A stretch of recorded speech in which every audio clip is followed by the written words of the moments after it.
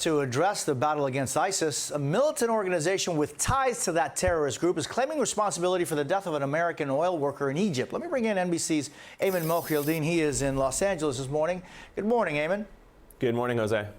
So American William Henderson's death in August was previously described as the result of a carjacking, but things apparently are changing. What are you hearing? That's correct. At first, the Egyptian government back in August said, made it at least sound that this was somewhat of a criminal act, perhaps a carjacking as originally was reported. But now it seems that there is a terrorist link to this because one of the most militant groups in Egypt, a group that has now pledged allegiance to ISIS in Iraq and Syria, claimed responsibility for the killing of William Henderson. But not only that, they also provided proof of his ID, his badge, his employment badge, as well as his U.S. passport, suggesting in fact that they as a group at some point had access to that and substantiating their claims that they were behind the killing of this American worker. And Ayman, this is all happening during a renewed period of unrest in Egypt. Why? What's going on?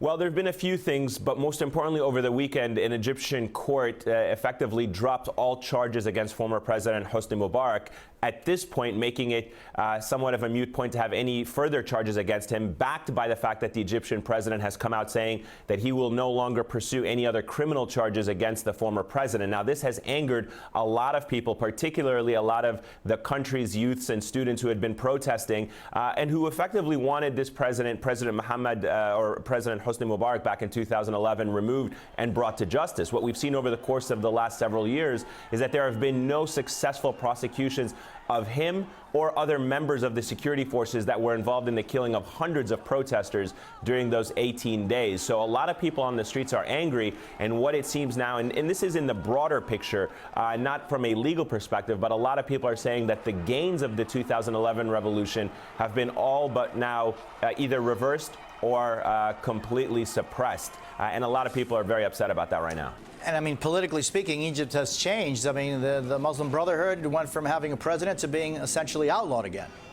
Absolutely. The Muslim Brotherhood, which, enjoyed a year in power, really, in the eyes of many, was leading the country down a wrong path and led to a lot of those protests. But more interestingly, and this is also in connection to that American aid worker, the Egyptian government now, which is very much backed by the military, since the president himself was a former officer in the military, they have now also declared this group in the northern Sinai, obviously a terrorist organization, and have outlawed it. That means you can expect that in the coming months, the Egyptian military to really launch more aggressive attacks and campaigns. And that also has the protesters concerned that there's going to be a lot of violation for human rights as the Egyptian government tries to contain the security situation and really tries to bring its house back in order after the last tumultuous 3 years.